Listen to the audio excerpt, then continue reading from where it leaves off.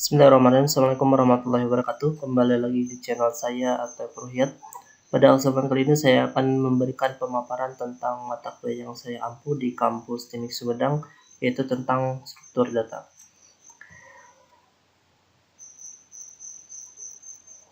Yang mana pada pertemuan kali ini yang saya akan bahas adalah tentang konsep algoritma dan struktur data. Jika rekan-rekan ingin menghubungi saya bisa melalui di sini ya, ada WhatsApp pribadi saya dengan nomor ini 082317238015. Kemudian ada email, ini email pribadi saya dan ini email kampus dan ini blog pribadi saya. Jadi silakan bagi rekan-rekan yang ingin menghubungi saya bisa menghubungi kontak berikut. Baik, sekarang kita lanjut ke pembahasan pada pertemuan kali ini, yaitu yang pertama tentang definisi masalah yang akan dibahas, kemudian yang kedua tentang definisi algoritma, kemudian yang ketiga tentang definisi struktur data, yang keempat tentang makna struktur data, dan yang terakhir tentang pembahasan dari struktur data itu sendiri. Adapun standar kompetensi yang saya harapkan dari rekan-rekan mahasiswa, yaitu di sini pertama mahasiswa dapat menjabarkan pengertian masalah. Jadi apa sih masalah tersebut gitu ya. Kemudian di sini mahasiswa dapat menjabarkan pengertian algoritma. Mahasiswa juga harus dapat menyimpulkan apa sih pengertian dari algoritma tersebut. Yang ketiga, mahasiswa dapat menjabarkan pengertian struktur data. Begitupun struktur data diharapkan mahasiswa dapat menjabarkan yang menyimpulkan apa pengertian dari struktur data tersebut. Kemudian yang selanjutnya mahasiswa memahami makna dari mempelajari struktur data. Nah, di sini maksudnya saya berharap rekan-rekan mahasiswa mengetahui ketika mahasiswa belajar struktur data itu untuk apa. Nah, di sini ada maknanya. Ya, nanti akan dibahas pada pembahasan hari ini. Kemudian yang terakhir, mahasiswa mengetahui apa yang akan dipelajari dari struktur data. Nah, di pembahasan ini akan dibahas tentang apa yang akan dipelajari satu semester ini berkaitan dengan mata kuliah struktur data. Baik, kita masuk ke pembahasan saja ya. Di sini ada sebuah gambar. Di sini apa ya, problem gitu ya. Problem, solution pertama, solution kedua, dan solution ketiga. Maksudnya di sini ada masalah. Masalah itu pasti ada solusi pertama, solusi kedua, solusi ketiga. Ya, jadi maksudnya itu setiap permasalahan sebenarnya itu ada solusinya. Ya. Cuman yang jadi pertanyaan di sini adalah siapa yang belum pernah mendapat permasalahan gitu ya. Ada nggak di sini yang belum pernah mendapat permasalahan? Ya, misalkan saya belum pernah mendapatkan permasalahan gitu. Ada nggak? Sepertinya tidak mungkin gitu ya. Karena yang namanya manusia, kita itu hidup itu untuk menyelesaikan permasalahan, untuk menghadapi permasalahan. Ya. Jadi sekali lagi, ketika kita mempunyai permasalahan apapun itu pasti ada solusinya. Misalkan apa ya? Contoh permasalahan.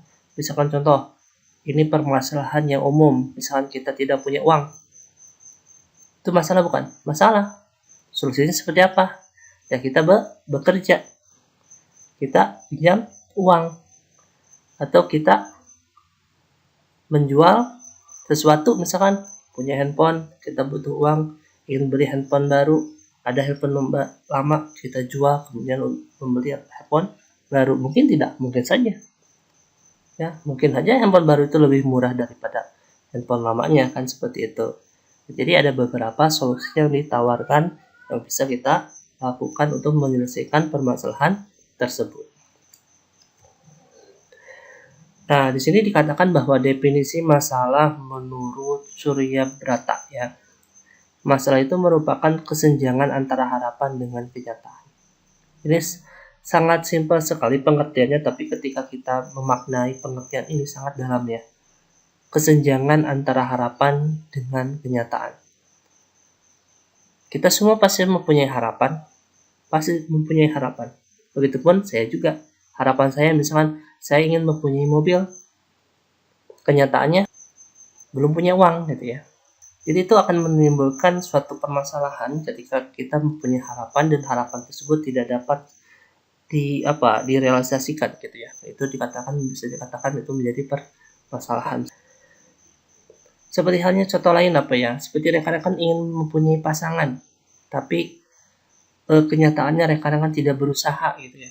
Itu kemungkinan akan menjadi permasalahan gitu ya. Kan permasalahannya apa? Kalian akan menjomblo lama di sini gitu ya. Seperti itu.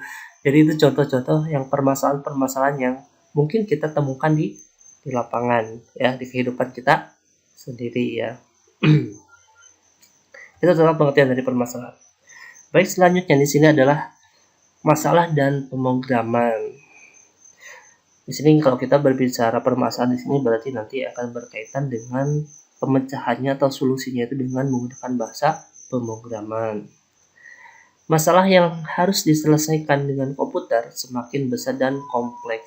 Itu sudah jelas ketika kita punya permasalahan yang berkaitan dengan teknologi, dalam hal ini mungkin komputer, ini peran komputer itu sangat besar dan kompleks ya. Begitupun kita sebagai programmer yang membuatnya itu ya mungkin di sini bertanggung jawab atas implementasi dari solusi permasalahan tersebut gitu ya. Ini programmer itu tugasnya berat. Saya pribadi seorang programmer, selain dosen saya juga sering membuat beberapa program di luar gitu ya. Ya tugas saya berat. Ya karena apa? Karena programmer itu mempunyai tanggung jawab. Ketika saya membuat suatu program, saya harus bisa memastikan bahwa program itu memang berjalan dengan baik. Ya, ketika ada error ataupun ada komplain, nah itu muncul rasa tanggung jawab sebagai programmer untuk memperbaikinya, gitu ya, seperti itu. Ya. Selanjutnya, pembuatan program menjadi lebih sederhana jika masalah dipecahkan menjadi sub-masalah.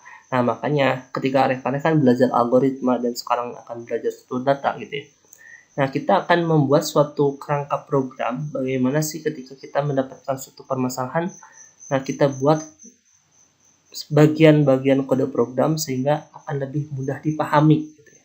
Akan lebih mudah dipahami sehingga ketika kita melihat kode program tersebut atau mengerjakan atau membuat kode program berdasarkan masalah tersebut itu akan lebih sederhana, lebih mudah dipahami dan lebih mudah diselesaikan.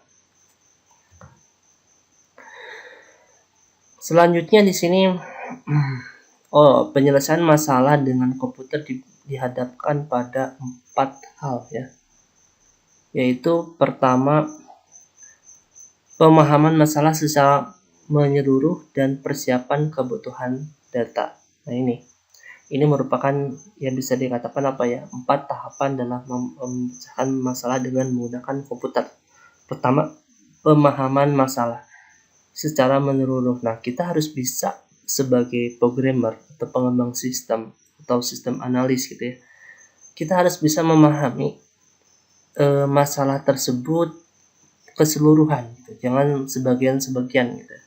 Karena ketika kita memahami permasalahan secara keseluruhan, kita akan mengetahui solusi-solusi apa yang harus kita lakukan gitu ya. Dan mempersiapkan kebutuhan data. Nah ini, dan kita juga harus dapat mempersiapkan kebutuhan apa saja sih yang kita butuhkan untuk solusi tersebut gitu ya. Dalam hal ini mungkin berkaitan dengan data. Kedua, pemilihan operasi-operasi yang dilakukan terhadap data. Nah, maksudnya operasi-operasi apa? Nah, nanti kita akan dipelajari ya untuk operasi-operasi dalam bahasa pemrograman itu ada operasi-operasi apa saja. Misalkan seperti ada operasi perhitungan, ada operasi kondisi, ada pengulangan ataupun yang lainnya gitu. Yang selanjutnya, yang ketiga, penyimpanan data-data pada memori sehingga tersimpan dan terstruktur secara logis dan operasinya efisien gitu ya. Nah, berarti di sini akan berkaitan dengan database dan nanti juga rekan-rekan di mata kuliah yang lain mungkin akan berbicara tentang database. Kira-kira ya mungkin ketika kita membuat struktur database kira-kira misalkan atau struktur tabel kira-kira data yang cocok untuk kita gunakan, tipe data yang cocok kita gunakan dalam data ini seperti apa. Nah, itu juga sangat berpengaruh gitu ya. Makanya ada mata kuliah khusus tentang base data untuk membahas hal tersebut. Yang keempat, pengambilan keputusan terhadap bahasa pemrograman mana yang paling cocok untuk jenis kasus yang dihadapi. Nah, ini juga perlu. Makanya di sini nanti rekan-rekan akan belajar beberapa bahasa pemrograman seperti bahasa pemrograman desktop maupun bahasa pemrograman web. Nah, sehingga nanti kita bisa menyimpulkan kira-kira kasus seperti itu kita dapat buat dalam bentuk apa gitu, apakah berupa program desktop ataupun program berbasis web. Itu ya, ada 4 permasalahan teknis penyelesaian masalah dengan menggunakan komputer. Di sini ada sebuah foto ya, ini foto orang gitu ya. Nah, di sini ada pertanyaan, apakah Anda tahu orang di balik gambar di samping ini? Nah, yang jadi pertanyaan, apakah rekan-rekan pernah melihat foto ini sebelumnya, sebelum hari ini gitu ya? Kira-kira ini siapa gitu ya? Kenapa di sini kok ada foto ini gitu ya? Di dalam pembahasan algoritma dan struktur data ada foto ini. Ada yang sudah tahu mungkin? Mungkin ada yang sudah tahu, ada yang belum ya. Nah, sekarang kita akan berbicara sejarah algoritma. Ternyata gambar yang barusan kita sama-sama lihat itu adalah sebuah perangko. Kalau sekarang sudah tidak ada kayak perangko ya. Mungkin ketika zaman saya dulu masih ada, pernah mendengar kata perangko. Mungkin kalau sekarang sudah jarang sekali ya ditemukan perangko. Bahkan kalau rekan-rekan diberi tugas untuk mencari perangko mungkin akan kesulitan ya. Di sini itu merupakan perangko. Perangko itu buat apa? Buat surat ya. Seperti itu. Ya, yang berasal dari Rusia. Pada gambar di samping ini tergambar seorang pria dengan nama Muhammad Ibnu Musa al-Khwarizmi. Ya, Muhammad Ibnu Musa al-Khwarizmi. Nah, bagi kita yang berkecimpung dalam dunia komputer, maka seharusnya kita itu mengenal sosok beliau. Nah, kalian kan sekarang kuliah di jurusan IT ya. Nah, rekan-rekan harus mengenal beliau ya. Dia adalah seorang ilmuwan Islam yang karya-karyanya dalam bidang matematika, astronomi, astrologi, dan geografi banyak menjadi dasar perkembangan ilmu modern saat ini gitu ya. Dan dari namanya, istilah yang akan kita pelajari dalam pertemuan kali ini muncul dari Al-Khwarizmi, kemudian berubah menjadi algoritma dalam bahasa Inggris, dan dalam bahasa Indonesia menjadi algoritma ya. Seperti itu. Jadi sejarah algoritma itu sebenarnya berawal dari orang ini, Muhammad Ibnu Musa al-Khwarizmi gitu ya.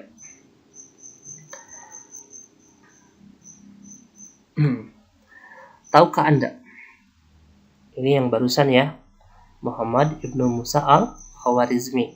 Angka modern yang sekarang yang digunakan hampir seluruh dunia ya. Jadi angka modern yang sekarang digunakan hampir di seluruh dunia adalah hasil pemikiran dari ilmuwan Islam bernama Al-Khwarizmi.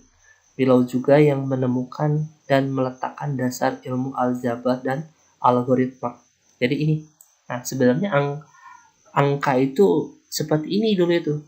Ini angka 1, angka 2, angka 3, angka 4, angka 5, angka 6, angka 7, angka 8, angka 9, angka 10. Nah, jadi ini sebenarnya penemu angka itu ya. Nah, gitu ya. Mungkin rekan ada yang tahu, ada yang sudah tahu, ada yang belum ya. Nah, mungkin sekarang harus tahu. Baik, kita sekarang akan masuk ke dalam definisi algoritma. Ya. Di sini kita bisa mendefinisikan algoritma itu sebagai berikut ya. Algoritma itu adalah logika, metode, dan tahapan yang terurut, sistematis yang digunakan untuk memecahkan suatu permasalahan. Ya, di sini itu dikatakan bahwa logik algoritma itu adalah logika, berarti pemikiran. Ya, metode atau tahapan yang sifatnya sistematis itu berarti terukur dan terurut yang digunakan untuk memecahkan suatu permasalahan. Jadi kita dalam memecahkan permasalahan itu ada tahapan-tahapannya gitu ya, ada urutan-urutannya gitu ya. Dan Kamus Besar Bahasa Indonesia Balai Pustaka 1988 secara formal mendefinisikan algoritma sebagai berikut. Algoritma adalah urutan logis pengambilan keputusan untuk pemecahan masalah. Jadi di sini dikatakan bahwa algoritma itu adalah urutan logis pengambilan keputusan untuk pemecahan masalah di sini ya. Jadi intinya apa? Jadi intinya algoritma ini dari dua pengertian ini kita bisa ambil adalah tahapan-tahapan untuk menyelesaikan permasalahan. Ya, seperti itu. Jadi intinya untuk menyelesaikan permasalahan. Baik, bahasa lain kita akan beralih ke program dan algoritma. Apa sih itu program? Nah, di sini dikatakan bahwa program adalah kumpulan instruksi komputer. Ya. Jadi instruksi komputer itu dikatakan sebagai program. Ya. Algoritma, metode dan tahapan sistematis dalam program. Jadi sekali lagi, kalau program itu adalah instruksi dalam komputer, kalau algoritma adalah metode atau tahapan sistematis dalam program itu sendiri itu ya. Jadi algoritma itu ada di dalam program. Di dalam program itu ada algoritma. Program ditulis dengan menggunakan bahasa pemrograman ya. Jadi bisa kita sebut bahwa program adalah suatu implementasi dari bahasa pemrograman. Nah, beberapa pakar memberi formula sebagai berikut. Program sama dengan struktur data tambah algoritma. Jadi kumpulan dari struktur data dan algoritma atau gabungan dari struktur data dan algoritma itu dikatakan sebagai program. Nah, karena di sini kita berbicara bahasa pemrograman, jadi saya berharap rekan-rekan mahasiswa mampu menguasai beberapa bahasa pemrograman selama kuliah di kampus TIMIK Sumedang, seperti itu. Tidak harus banyak, cukup 1 atau 2 bahasa pemrograman yang rekan-rekan kuasai. Insya Allah rekan-rekan dapat memahami semua bahasa pemrograman yang ada. Ya, kenapa? Karena intinya apa? Algoritmanya. Ya, semua jenis bahasa pemrograman itu mempunyai algoritma yang sama, cuman mungkin beda bentuk bahasa pemrogramannya saja, beda bentuk penulisan bahasa pemrogramannya saja. Kita ke bahasa lain ya. Algoritma tidak tergantung bahasa pemrograman dan mesin komputer ya. Notasi algoritma dapat diterjemahkan ke dalam berbagai bahasa pemrograman. Jadi ketika misalnya kita sudah mempunyai algoritma, nah algoritma itu bisa kita terjemahkan ke dalam bahasa pemrograman apapun. Analoginya sama dengan resep membuat kue. Sebuah resep dapat ditulis dalam bahasa apapun, betul tidak? Ya, ada dalam bahasa Inggris, dalam bahasa Sunda, dalam bahasa Indonesia ataupun bahasa yang lainnya, bahkan mungkin bahasa Jepang, Inggris dan sebagainya. Apapun bahasanya, kue yang dihasilkan tetap sama asalkan semua aturan pada resep tersebut diikuti. Ya, paham tidak maksudnya? Ya, ada resep kue dalam bahasa Indonesia, kemudian diterjemahkan ke dalam bahasa-bahasa yang lain. Tapi artinya atau tahapannya sama. Maka walaupun kita menggunakan bahasa yang lain, tapi hasil pembuatan kuenya akan sama ketika mengikuti tahapan yang sama. Begitupun algoritma ya. Ketika kita sudah mempunyai algoritma menggunakan bahasa, misalkan contohnya Java ya, kemudian kita membuat dalam bahasa visual misalkan, itu sama saja hasilnya seperti itu ya. Ada permasalahan, kita buat algoritmanya, kemudian ada solusi. Baik menggunakan bahasa pemrograman apapun, solusinya akan sama. Mengapa demikian? Karena setiap juru masak sebagai pemproses ya, juru masak itu dapat melakukan operasi dasar yang sama, seperti mengocok telur, menimbang berat gula dan yang lain sebagainya. Yang mudah-mudahan dengan ilustrasi ini rekan-rekan sedikitnya memahami gitu ya, pentingnya algoritma dalam menguasai bahasa pemrograman. Selain itu, dikatakan bahwa di sini demikian juga dengan komputer. Meskipun setiap komputer berbeda teknologinya, tetapi secara umum semua komputer dapat melakukan operasi-operasi dasar dalam pemrograman, seperti operasi membaca data, operasi perbandingan, operasi aritmatika dan sebagainya. Nah, itu pun sama ya. Seperti halnya komputer juga sama. Mau komputer apapun ya, intinya itu pasti mempunyai tugas-tugas yang sama, seperti bisa menghitung lah ya, bisa membaca data, bisa menyimpan data, bisa memutar musik dan sebagainya gitu ya. Nah itu.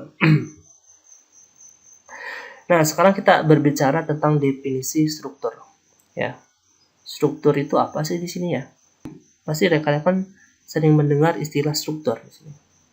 Struktur dapat diartikan sebagai suatu susunan, bentuk, pola atau bangunan konstruksi data di sini. Karena di sini kita berkaitan dengan struktur data, maka pengertiannya pun di sini terdapat datanya gitu ya. Sekali lagi, struktur data dapat diartikan sebagai suatu susunan, bentuk, pola atau bangunan konstruksi data. Struktur itu berarti bangunan data atau konstruksi data. Kata struktur juga sering digunakan, misalnya struktur organisasi yang menjelaskan susunan personil dalam sebuah organisasi ya. Struktur jaringan yang dapat diartikan sebagai bentuk dari jaringan maupun dalam perkataan-perkataan lainnya. Nah, seperti itu. Jadi sebenarnya untuk kata struktur itu kita banyak menemukan di contoh-contoh yang lain. Nah, sekarang kita berbicara definisi data. Apa sih data itu gitu ya? Nah, di sini data diambil dari bahasa Inggris yang berasal dari bahasa Yunani, yaitu datum, yang berarti fakta. Ya.